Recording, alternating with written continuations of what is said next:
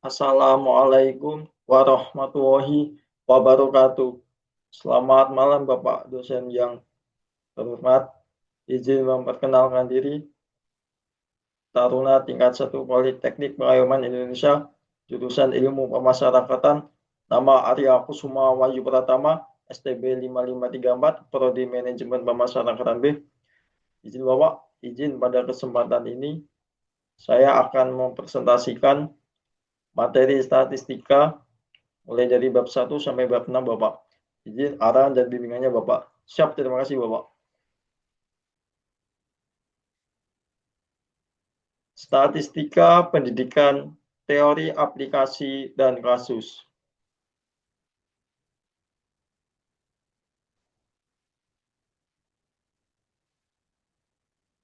Mulai dari daftar isi, inilah poin materi yang akan disampaikan dalam presentasi.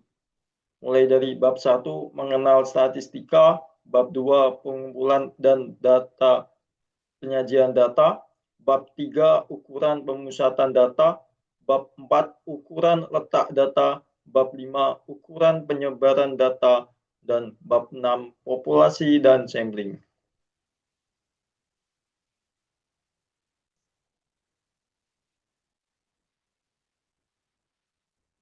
Bab 1.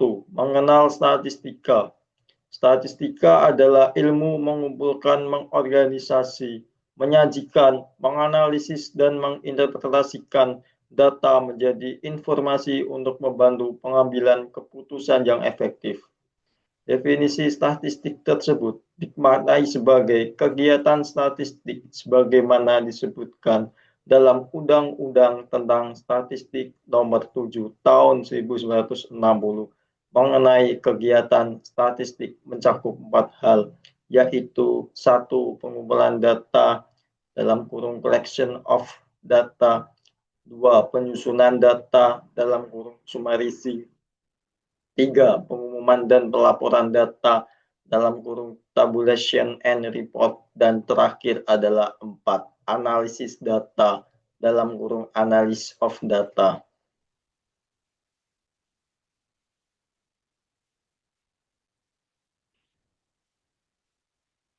Berdasarkan orientasi pembahasan 1.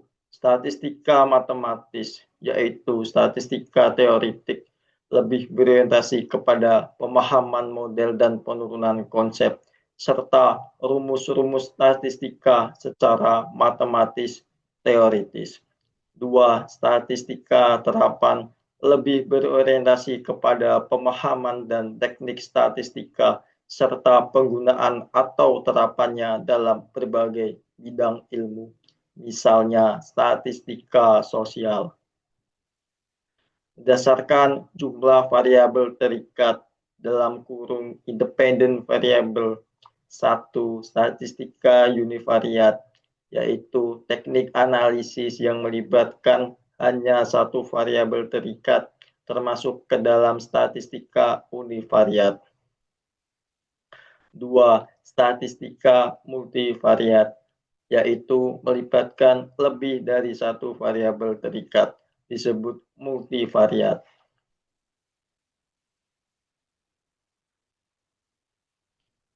Berdasarkan asumsi mengenai distribusi populasi data yang dianalisis. 1. Statistika parametrik adalah statistika yang didasarkan pada model distribusi normal. 2.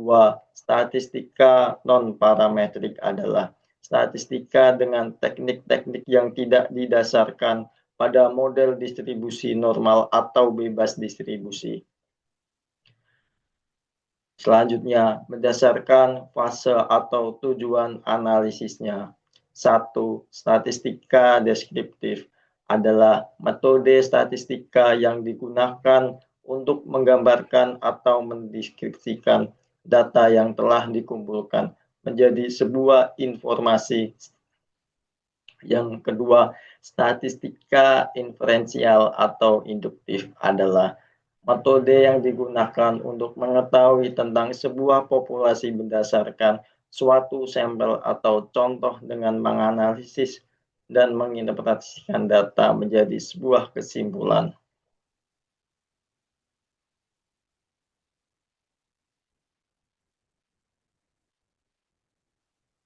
Selanjutnya, data menurut sifatnya. Data kualitatif adalah data yang berupa non-angka, contohnya jenis kelamin, warna kesayangan, asal-usul, asal suku.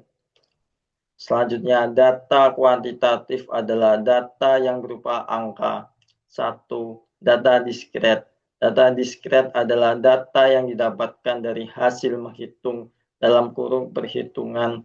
Contohnya, jumlah mobil, jumlah staf, jumlah TV. Yang kedua, data kontinu adalah data yang didapatkan dari hasil pengukuran. Contohnya, berat badan, jarak kota, luas rumah. Data menurut sumbernya. Data internal adalah data yang bersumber dari keadaan atau kegiatan suatu organisasi atau perusahaan, seperti data tentang aktivitas perusahaan atau aktivitas sekolah. Selanjutnya, data eksternal. Data yang bersumber dari luar organisasi, perusahaan, atau sekolah, seperti data yang didapatkan dari BPS, LIPI, BI, Diknas, kementerian, dan lain-lain.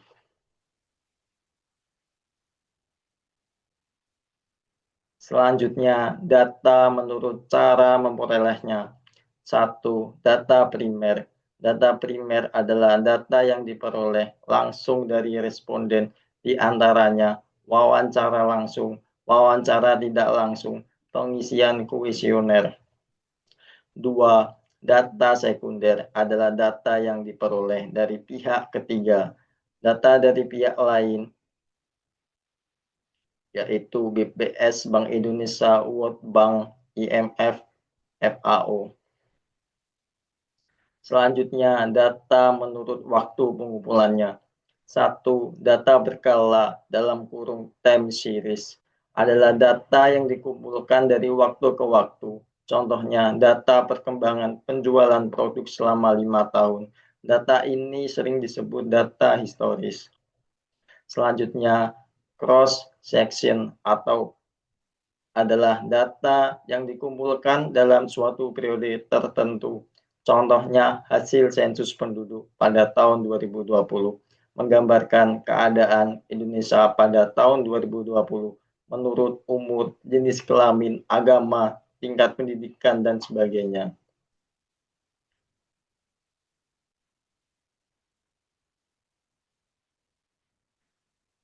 Selanjutnya, skala pengukuran. Yang pertama, skala nominal. Skala nominal adalah angka yang sebagai label atau simbol saja, contoh berfungsi hanya untuk membedakan jenis, kelamin, agama. Kedua, skala ordinal adalah angka yang berfungsi sebagai nominal, juga menunjukkan urutan dan tingkatan, contoh juara 1, juara 2, juara 3. Yang ketiga, skala interval. Skala interval adalah angka yang selain berfungsi sebagai nominal dan ordinal juga menunjukkan jarak. Ciri skala interval adalah memiliki tingkatan, jarak, dan memiliki nol tidak absolut. Maksudnya adalah tidak harus semuanya dimulai dari nol. Yang keempat, skala rasio adalah ukuran yang mencakup semua ukuran di atas ditambah satu sifat lagi, yaitu skala yang memberikan keterangan tentang nilai absolut dari objek yang diukur.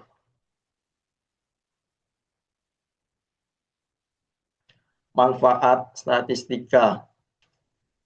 Yang pertama, bidang pendidikan atau bagi perguruan tinggi. Data statistik digunakan untuk dasar perencanaan pendidikan, alat pengendalian, dalam kontrol, dalam pelaksanaan, dan dasar evaluasi. Yang kedua, dalam bidang ekonomi.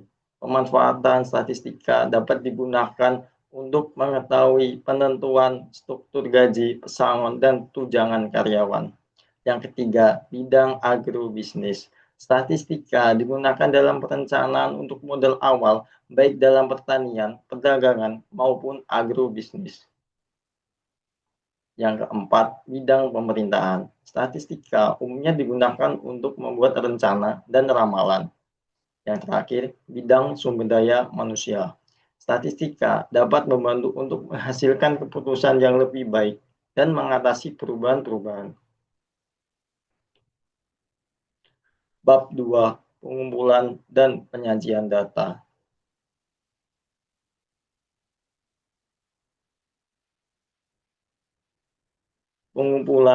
Tujuan pengumpulan data yaitu untuk mengetahui sesuatu atau menjelaskan kebenaran terhadap suatu masalah yang diteliti. Data yang dikumpulkan bersifat kualitatif dan kuantitatif. Mulai dari metode pengumpulan data dari tes kemampuan meliputi tes potensi akademik dalam kurung TPA, tes IQ dan bakat. Yang kedua, tes hasil belajar meliputi nilai rapot, nilai ulangan, nilai IP dalam kurung indeks prestasi. Yang kedua, non-tes meliputi angket atau kuesioner yang diisi oleh responden yang merupakan data faktual. Selanjutnya, wawancara terbagi menjadi terstruktur dan tidak terstruktur. Yang ketiga, observasi adalah pengamatan yang dilakukan oleh peneliti terhadap objek penelitian. Selanjutnya, cara pengambilan data. 1. Sensus adalah cara pengumpulan data apabila seluruh elemen populasi diselidiki satu persatu. Data yang diperoleh dari hasil pengolahan sensus disebut data yang sebenarnya, true value atau sering disebut parameter. 2. Sampling adalah cara pengumpulan data apabila yang diselidiki adalah elemen sampel dari suatu populasi. Data yang diperoleh dari hasil sampling merupakan data perkiraan estimate value. Alat pengumpulan data meliputi 1. Angket. Questionnaire. Teknik angket merupakan suatu pengumpulan data dengan memberikan atau menyebarkan daftar pertanyaan atau pernyataan kepada responden dengan harapan memberikan respons atas daftar pertanyaan tersebut. 2. Wawancara. Ari Kunto mengatakan bahwa wawancara dalam kurung interview, sering juga disebut dengan kuesioner lisan, adalah sebuah dialog yang dilakukan oleh pewawancara dalam kurung interview untuk memperoleh informasi dari terwawancara dalam kurung interview. Selanjutnya yang ketiga, observasi atau pengamatan langsung. Pengamatan dapat memungkinkan peneliti untuk melihat medan mengamati sendiri, kemudian mencatat perilaku dan kejadian sebagaimana yang terjadi pada keadaan sebenarnya. Penyajian data meliputi distribusi frekuensi, yaitu pengelompokan data ke dalam kategori atau kelas yang sama, dengan tujuan agar data lebih informatif dan mudah dipahami untuk pengambilan keputusan. Cara penyajian data meliputi cara penyajian data dengan tabel, cara penyajian data dengan grafik atau diagram. Menentukan jumlah kelas dengan menggunakan rumus Sturges, yaitu K sama dengan 1 ditambah 3,322 dikali log N. Keterangan K sama dengan jumlah kelas, N adalah jumlah data atau banyaknya data. Menentukan interval kelas, I sama dengan R kecil per K. Keterangan R sama dengan range sama dengan nilai tertinggi dikurangi nilai terendah. I sama dengan interval, K sama dengan jumlah kelas. Contoh soal. Data berikut adalah nilai statistika mahasiswa di Institut Agama Islam Depok, jurusan Pendidikan Agama Islam. Jawaban, K sama dengan 1 ditambah 3,322 log N.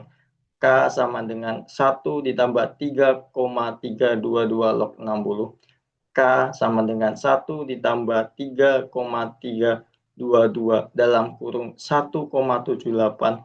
K sama dengan 6,9. Jadi, I sama dengan interval R per K. Range dari nilai tertinggi dikurangi nilai terendah 96 kurangi 41 per K. Jumlah kelas 6,9 sama dengan 7,9. Interval kelas didapatkan 7,9 dibulatkan menjadi 8.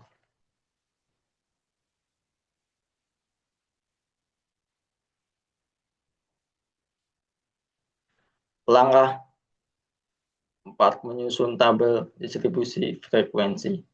Berikut merupakan tabel distribusi frekuensi, meliputi kelas, frekuensi, tepi kelas, nilai tengah, tepi batas bawah kelas, tepi batas atas kelas. Berikut tahapan pembuatan tabel. Yang pertama, menentukan kelas pertama dengan memasukkan nilai terendah yaitu 41, lalu ditambah dengan interval yang berjumlah 8. Menjadi kelas pertama yaitu 41 dikurangi 49. Yang kedua, menentukan frekuensi dengan cara menghitung data yang termasuk ke dalam kelas-kelas yang sudah dikategorikan. Menentukan tepi kelas, tepi bawah kelas, tepi batas kelas, tepi batas atas kelas. Yang ketiga, menentukan tepi kelas. Tepi kelas terdiri dari tepi batas bawah kelas dan tepi batas atas kelas. Tepi batas bawah dicari dengan mengurangi sebesar 0,5 data kelas yang di sebelah kiri dan menambah 0,5 untuk data yang di sebelah kanan, yang sering disebut tepi batas atas kelas. Yang terakhir, menentukan nilai tengah dengan cara interval kelas dibagi 2. Contohnya untuk kelas pertama, 41 ditambah 49 sama dengan 90 per 2 sama dengan 45. Dan seterusnya sampai kelas terakhir.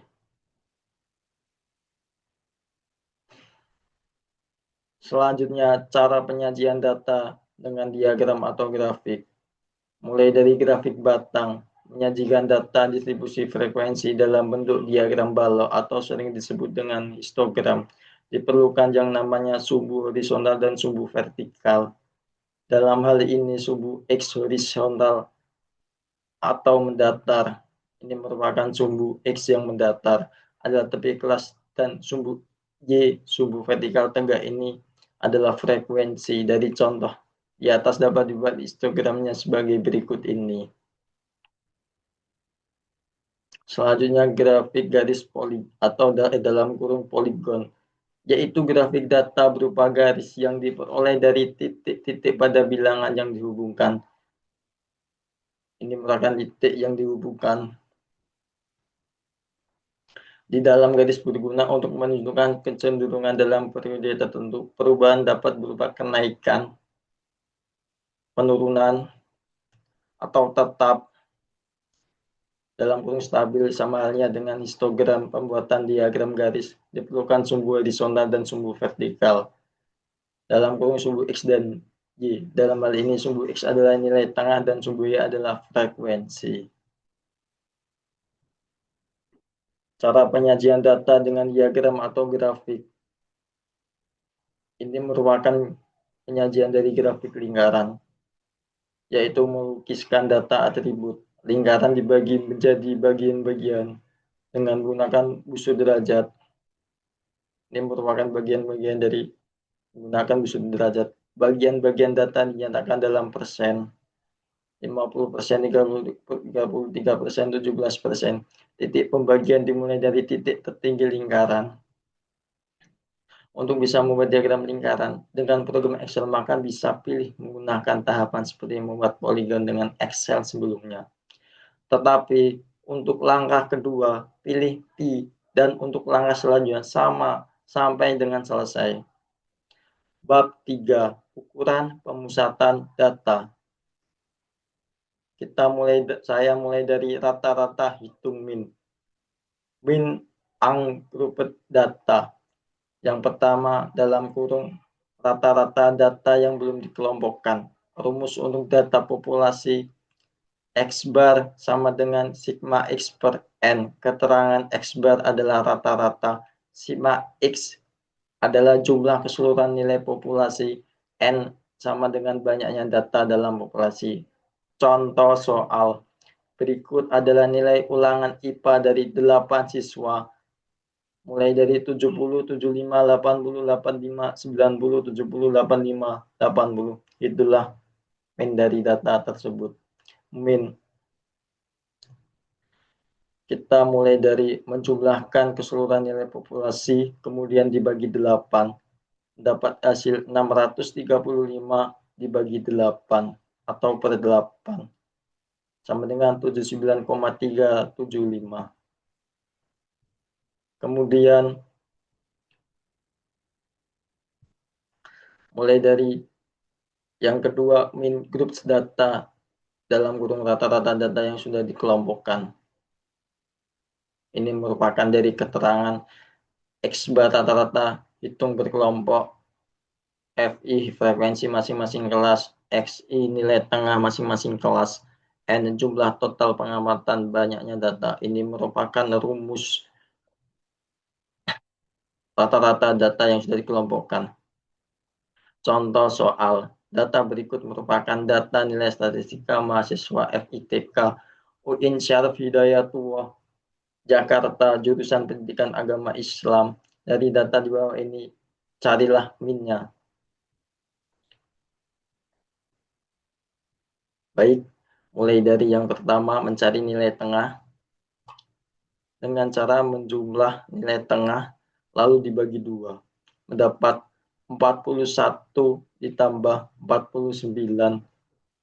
41 ditambah 49 dibagi 2 sama dengan 45. Yang kemudian nilai frekuensi dikalikan dengan nilai tengah. 3 dikali 45 sama dengan 135. Setelah itu menjumlahkan nilai frekuensi yang dikalikan dengan nilai tengah. Lalu hasilnya dibagi banyaknya data. Jumlah F dikali XI yaitu sejumlah 4194 per 60 sama dengan 69,9 dibulatkan menjadi 70 merupakan hasil dari min tabel di sini atau tabel tersebut. Selanjutnya median. Median agregat data dalam kurung median untuk data yang belum dikelompokkan. Langkah pertama mencari letak median rumusnya. N ditambah 1/2. Untuk data ganjil, nilai median berada di tengah. Sementara itu, nilai median untuk data genap adalah rata-rata dari dua data yang terletak di tengah. Min group data dalam kurung median untuk data yang sudah dikelompokkan. Rumus untuk mencari letak median yaitu N/2.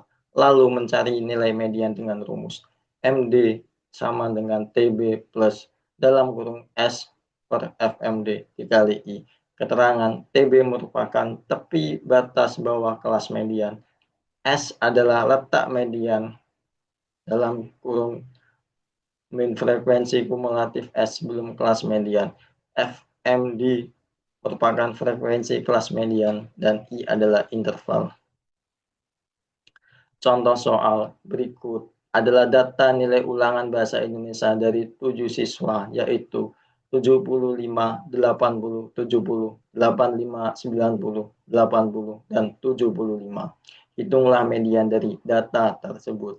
Langkah 1, urutkan data dari yang terkecil ke terbesar, mulai dari 70 sampai 90.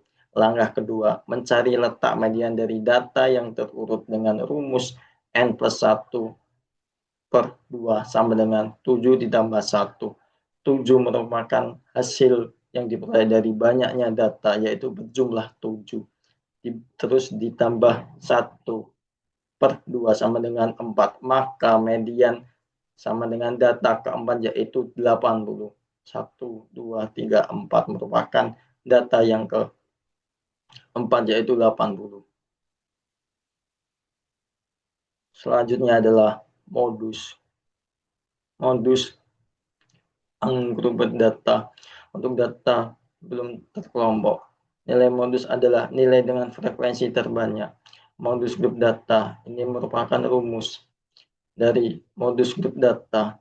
MO sama dengan TB plus dalam kurung D1 per D1 ditambah D2 kali I. Keterangan TB merupakan tepi batas bawah kelas modus. D1 adalah selisih frekuensi kelas modus dengan frekuensi kelas sebelumnya. D2 selisih frekuensi kelas modus dengan frekuensi kelas sesudahnya. I adalah interval. Contoh soal. Tabel berikut menunjukkan hasil ulangan matematika dari sekelompok siswa meliputi bagian kelas dan frekuensi. Hitunglah modus dari data tersebut. Langkah 1. Menentukan kelas modus. Kelas modus adalah kelas dengan frekuensi tertinggi. Frekuensi tertinggi adalah 14. Kita dapat. Setelah itu, dicari kelas modus sama dengan 75 dikurangi 79. Langkah kedua, gunakan rumus modus data berkelompok, yaitu MO sama dengan TB ditambah dalam kurung D1 per D1 plus D2 dikali I. MO sama dengan 74,5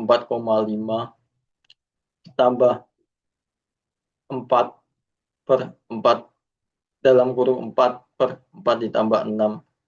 Kita tahu 4 mendapat dari 14 kurangi 10 dan D2 dari D1. Untuk D2 dari 14 kurangi 8 dikurangi 6 dikali 5 interval. Dapatkan hasil 74,5 ditambah 0,4 dikali 5 sama dengan 76,5 yang merupakan modus dari data tabel di sini. Bab 4. Ukuran letak data. Kuartil. Kuartil adalah ukuran letak yang membagi data yang telah diurutkan menjadi 4 bagian yang sama besar. Untuk 4 bagian tersebut dibutuhkan 3 kuartil dalam kurung Q, di mana masing-masing titik kuartil diberi nama kuartil 1, kuartil 2, dan kuartil 3. Kuartil ungroup data ini merupakan rumus Q sama dengan Q kecil dalam kurung N plus 1 per 4. Untuk data yang belum dikelompokkan, langkah awal adalah mengurutkan data tersebut dari yang terendah sampai yang tertinggi. Selanjutnya, mencari letak kuartil berdasarkan pada rumus tersebut. Selanjutnya, kuartil grup data. Untuk mencari data yang dikelompokkan, maka langkah awal adalah mencari letak kuartil dengan rumus berikut. Q sama dengan Q kecil dikali N per 4. Rumus mencari nilai kuartil grup data. Q sama dengan TB plus S per FQ dikali I. Keterangan Q merupakan kuartil 1, kuartil 2, dan kuartil 3. N adalah banyaknya data. TB merupakan tepi batas bawah kelas. S selisih antara letak kuartil dengan frekuensi kumulatif sebelum kelas kuartil. FQ adalah frekuensi kuartil dan I adalah interval. Ini merupakan contoh soal kuartil. Diketahui data tinggi badan dalam senti dari 9 siswa sebagai berikut. 150, 155, 160, 150, 165, 170, 160, 155, 175. Tentukan Q1, Q2, dan Q3. Langkah 1. Urutkan data dari terkecil ke terbesar. Mulai dari 150 yang paling terkecil dan yang paling terbesar adalah 175. Kita cari untuk Q1 sama dengan Q kecil dalam kurung N plus 1 per 4. Q kita dapatkan 1 karena mulai dari Q1. Untuk N merupakan jumlah dari siswa 9 ditambah 1 merupakan rumus dari Q1 per 4 sama dengan 2,5. Maka Q1 sama dengan 152,5 didapatkan dari hasil urutan dari Q2 yaitu 150 ditambah Q5 yaitu 160 dibagi 2. Mendapatkan hasil 152,5. Q2 adalah Q plus N plus 1 per 4 sama dengan 2 karena merupakan Q kedua dalam kurung 9 ditambah 1/4 sama dengan 5. Maka Q2 adalah data kelima, yaitu 160, 1, 2, 3, 4, 5. Kemudian Q3 sama dengan Q dalam kurung N plus 1/4. 3 mendapat dari karena urutan ketiga. 9 banyaknya siswa dan 1 merupakan rumus dari Q dalam kurung N plus 1/4. Mendapatkan hasil 7,5. Maka Q3 adalah 167,5. Selanjutnya adalah desil.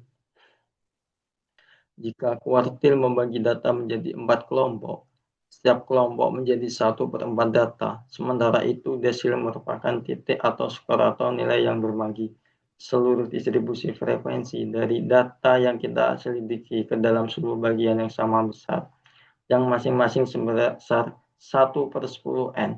Labang dari desil adalah D. Jadi 9 buah titik desil yang dimaksud tersebut adalah titik-titik D1, D2, D3, D4, D5, D6, D7, D8, dan D9.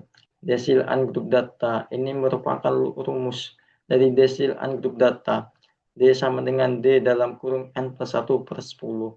Berikut contoh soal adalah data nilai ujian statistika pendidikan dari 13 orang mahasiswa Sekolah Tinggi Ilmu Tarbiyah Panggaralam, jurusan Pendidikan Agama Islam.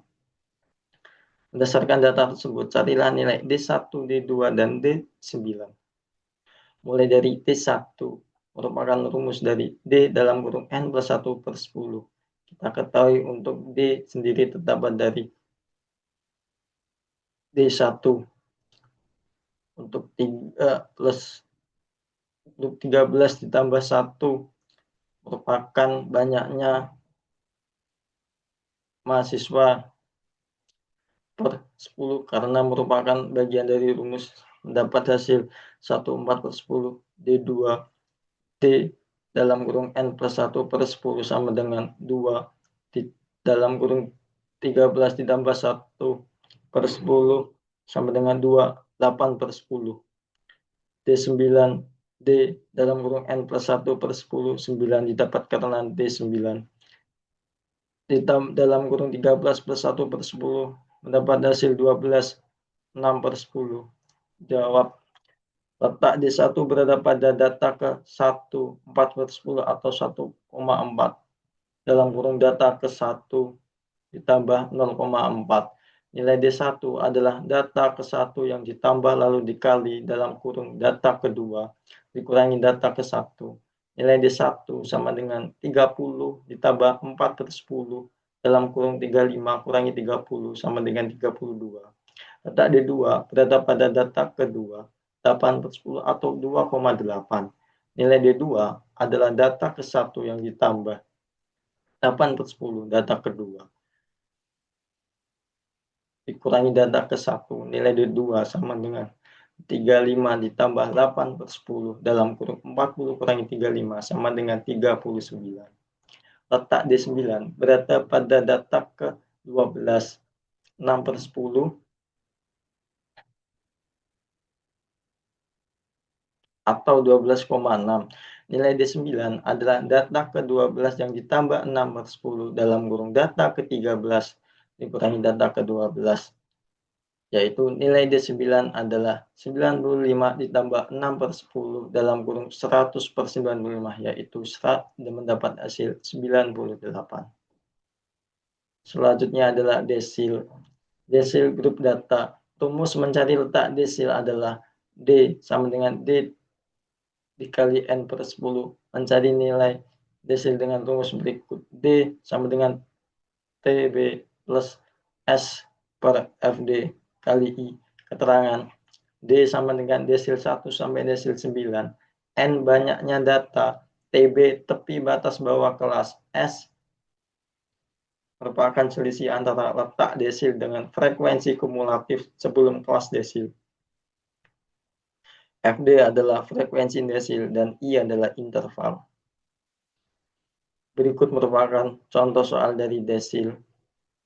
Menunjukkan distribusi nilai ulangan dari 50 siswa. Hitung desil ke-7 dari data tersebut. saya jawab, ini merupakan jawaban dari hasil dari D7, desil ke-7. D7 sama dengan D dikali N per 10 sama dengan 7 dikali 50 per 10 sama dengan 35. D7 sama dengan TB plus S per FD dikali I. D7 sama dengan 69,5 ditambah 35 kurangi 25 per 15 dikali 10. D7 sama dengan 69,5 ditambah 0,67 dikali 10 dapat hasil 76,2.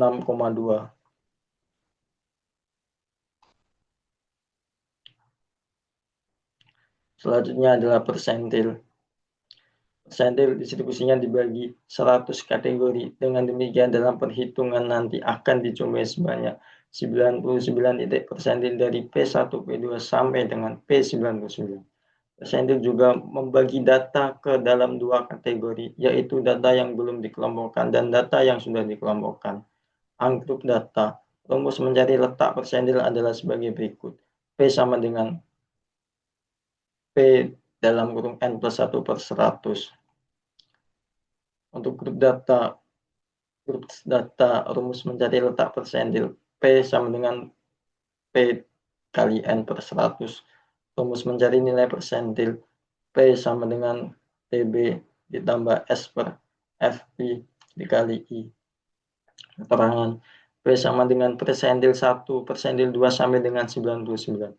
N merupakan banyaknya data, TB merupakan tepi batas bawah kelas, S yaitu selisih antara letak persentil dengan frekuensi kumulatif sebelum kelas persentil, FD adalah frekuensi kelas persentil, dan I adalah interval. Berikut merupakan contoh soal dari persentil. Diketahui data nilai ulangan berikut dari 10 siswa, 60, 70, 65, 80, 75, 85, 70, 90, 95, 100. Pertanyaan, hitunglah persentil ke-30 dari data tersebut. Langkah 1, urutkan data dari kecil ke besar. Mulai dari 60, kita urutkan sampai yang terbesar adalah 100. P30 sama dengan P dalam kurung N plus 1 per 100. Kita dapat 30. Karena merupakan persentil ke-30 ditambah 10 karena jumlah siswa tambah 1 merupakan rumus per 100 mendapat hasil 3,3, artinya P30 berada di antara data ketiga dan keempat. 1, 2, 3, 70, 4 dan 70. Jadi P30 sama dengan 70 ditambah dalam 0,3 dikali dalam kurung 70 kurangi 70 dalam kurung sama dengan 70 ditambah 10 mendapat hasil 70. Selanjutnya adalah bab 5, ukuran penyebaran data. Definisi ukuran penyebaran. Ukuran penyebaran dalam kurung measures of dispersion atau ukuran keragaman pengamatan dari nilai rata-ratanya disebut simpangan dalam kurung deviation dalam atau dispersi. Jangkauan dalam kurung range. Range adalah jangkauan atau rentangan nilai, yaitu selisih antara data terbesar dan data terkecil. Dengan menggunakan range dalam singkat, dapat diperoleh gambaran umum mengenai luas penyebaran data yang sedang kita hadapi. Jarak dalam kurung range adalah nilai terbesar dikurangi nilai terkecil. Rata-rata deviasi dalam kurung mean deviation adalah rata-rata hitung dari nilai mutlak deviasi antara nilai data pengamatan dengan nilai rataan hitung. Untuk rata-rata deviasi dibagi menjadi dua, yaitu ungroup data MD sama dengan sigma dalam kurung tegak X kurangi X bar per N. Yang kedua, grup data MD sama dengan sigma F dalam kurung tegak X I kurangi X bar per N. Keterangan X rata-rata hitung, F frekuensi, X untuk data ungroup adalah nilai dari data tersebut, sedangkan untuk data berkelompok atau grup XI adalah nilai tengah masing-masing kelas. N merupakan jumlah total pengamatan atau banyaknya data. Variance. Variance adalah rata-rata hitung deviasi atau selisih kuadrat setiap data terhadap rata-rata hitungnya. Contoh, ungroup data, variansi populasi. mulai dari rumus pangkat 2 sama dengan sigma dalam kurung X per P pangkat 2 per N variance sampel S pangkat 2 sama dengan sigma dalam kurung X per X bar pangkat 2 per N kurangi 1. Untuk data di pangkat 2 sama dengan sigma F dalam kurung X kurangi P pangkat 2 per N S pangkat 2 sama dengan sigma F dalam kurung X per kurangi X bar pangkat 2 per N kurangi 1. Keterangan XNP adalah rata-rata hitung. F frekuensi X untuk dataan grup dalam kurung X adalah nilai dari data tersebut. Sedangkan untuk data berkelompok atau grup dalam kurung X adalah nilai tengah masing-masing kelas. N merupakan jumlah total pengamatan atau banyaknya data. Standar deviasi dalam kurung simpangan baku. Standar deviasi adalah sebuah ukuran penyebaran yang menunjukkan standar penyimpangan atau deviasi data terhadap nilai rata-ratanya. Standar deviasi digunakan untuk membanding penyebaran atau penyimpangan dua kelompok data atau lebih. S sama dengan akar kuadrat S pangkat 2. Contoh berikut adalah data sampel dari nilai ujian statistika pendidikan 7 orang mahasiswa yang mengulang di semester pendek Fakultas Pendidikan Universitas Muhammadiyah Tangerang. Mulai dari 80, 75, 77, 65, 85, 60, dan 70.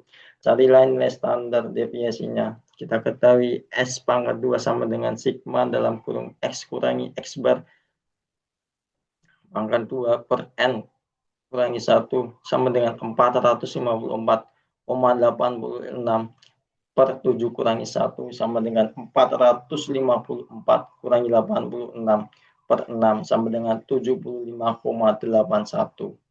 S sama dengan akar kuadrat S pangkat 2 sama dengan akar 75,81 sama dengan 8,70. Bab 6 populasi dan sampling. Pengertian populasi. Populasi diartikan sebagai keseluruhan dari subjek atau objek penelitian. Jika seorang peneliti ingin meneliti semua elemen yang ada di dalam wilayah penelitiannya, penelitian itu merupakan penelitian populasi. Definisi populasi menurut Suharyadi merupakan seluruh data yang menjadi pusat perhatian seorang peneliti dalam ruang lingkup dan waktu yang telah ditentukan. Populasi dapat dikelompokkan menjadi dua bagian berikut. 1. Populasi terhingga dalam kurung finite population, yaitu ukuran populasi yang berapapun besarnya tetapi masih bisa dihitung dalam kurung countable. Misalnya populasi guru di suatu sekolah. Yang kedua, populasi tak terhingga dalam kurung infinite population, yaitu ukuran populasi yang sudah sedemikian besarnya sehingga sudah tidak bisa dihitung dalam kurung uncountable. Misalnya, populasi orang yang menyukai musik gambus atau pop.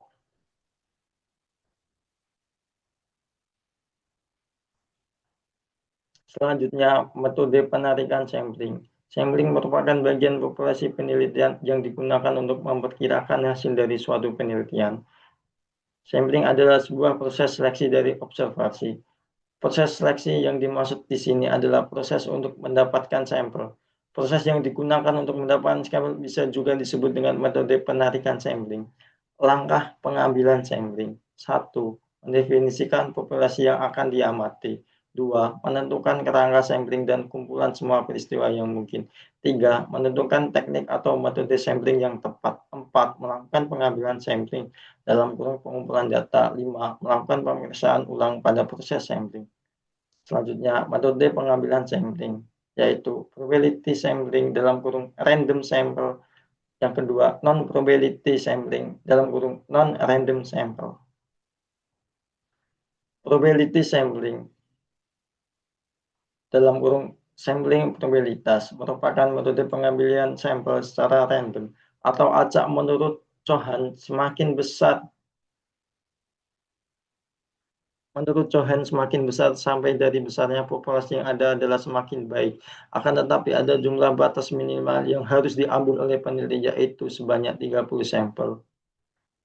Ya, selanjutnya adalah sampling acak sederhana dalam kurung simple random sampling. Metode yang paling sering digunakan sebagai simple random sampling dengan pengembalian kelebihan metode ini, yaitu dapat mengurangi bias dan dapat mengetahui standar error penelitian. Sementara kekurangannya, yaitu tidak ada jaminan bahwa sampel yang terpilih benar-benar dapat merepresentasikan populasi yang dimaksud. Selanjutnya, sampling acak sistematis dalam kurung systematic random sampling. Sampling acak sistematis yaitu menentukan satu titik awal, kemudian setiap anggota K dari populasi dipilih. Pengembalian sampling secara acak hanya dilakukan pada pengambilan awal saja. Sementara pengambilan kedua dan seterusnya ditentukan secara sistematis, yaitu menggunakan interval tertentu sebesar K. Selanjutnya, probability sampling. Sampling acak berstrata dalam kurung staggered random sampling. Sampling acak berstrata adalah suatu populasi dibagi menjadi subkelompok yang disebut strata, dan sampling dipilih dari masing-masing strata yang disebut stratum. Metode pengambilan dan sampling dipilih dari masing-masing strata yang disebut stratum. Metode pengambilan sampling acak berstrata mengambil sampling berdasarkan tingkatan tertentu, misalnya penelitian mengenai motivasi kerja pada manajer tingkat atas, manajer tingkat menengah, dan manajer tingkat bawah. Proses pengacakan diambil dari masing-masing kelompok tersebut. Pengambilan sampling acak berdasar area dalam kurung cluster random sampling. Cluster sampling adalah teknik sampling secara berkelompok. Populasi dibagi menjadi cluster-cluster atau kelompok menggunakan batas geografis atau batasan-batasan lainnya. Kemudian dipilih cluster secara acak dan sampling dikumpulkan secara acak pula dari tiap-tiap cluster. Non-probability sampling. Non-probability sampling adalah teknik penarikan sampling yang tidak memberi peluang atau kesempatan yang sama bagi setiap unsur atau anggota populasi untuk dipilih sebagai sampling, yaitu purpose sampling. Purpose sampling adalah penarikan sampling dengan pertimbangan tertentu. Pertimbangan tersebut didasarkan pada kepentingan atau tujuan penelitian. Penarikan sampling purpose dibagi menjadi dua, yaitu satu, convenience sampling, yaitu penarikan sampling berdasarkan keinginan peneliti sesuai dengan tujuan peneliti. Yang kedua, judgment sampling, yaitu penarikan sampling berdasarkan penilaian terhadap karakteristik anggota sampling yang disesuaikan dengan anggota sampling. Yang kedua, snowball sampling.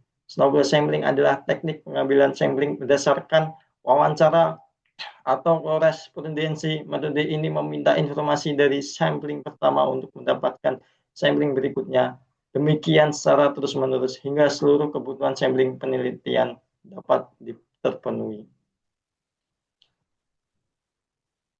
Non-probability sampling. Incidental sampling. Penelitian ini cocok untuk meneliti jenis kasus penyakit langka yang samplingnya sulit didapatkan. Contoh penggunaan metode ini, peneliti ingin meneliti tentang penyakit Stevens-Johnson syndrome, yaitu penyakit yang merusak seluruh mukosa atau lapisan tubuh akibat reaksi tubuh terhadap antibiotik. Yang kedua, kuota sampling.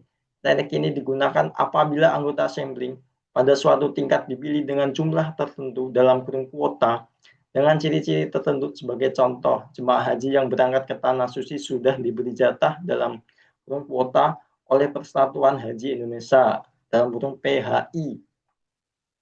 Bekerja sama dengan pemerintah Arab Saudi, yaitu sebanyak 250.000 orang haji dari populasi 250 juta jiwa penduduk Indonesia. Artinya, satu orang calon haji mewakili 1.000 orang penduduk. Yang ketiga, teknik sampling jenuh. Teknik sampling jenuh adalah teknik penentuan sampling yang menjadikan semua anggota populasi sebagai sampling dengan syarat populasi yang ada kurang dari 30 orang. Contoh penggunaan populasi dan sampling dalam penelitian. Langkah dalam menentukan metode penarikan sampling. Satu, menentukan jumlah sampel yang akan kita gunakan dalam penelitian tersebut. Dalam hal ini, jumlah sampel yang ditentukan adalah 30 PTAIS. Yang kedua, menentukan metode penarikan sampling yang akan digunakan. Metode penarikan sampling dalam penelitian ini menggunakan metode probabilitas, yaitu merupakan suatu sampling yang dipilih sedemikian rupa dari populasi, sehingga masing-masing anggota populasi memiliki probabilitas atau peluang yang sama untuk dijadikan sampel. Metode probabilitas yang digunakan dalam penelitian ini adalah penarikan sampling acak terstruktur dalam kurung rapid random sampling. Yang ketiga, dasar penentuan metode penarikan sampling acak terstruktur adalah karena anggota populasi terbagi ke dalam beberapa kategori, yaitu universitas, institut, dan sekolah tinggi. Demikian presentasi dari saya, Bapak. Izin arahan dan bimbingannya, Bapak. Siap, terima kasih, Bapak.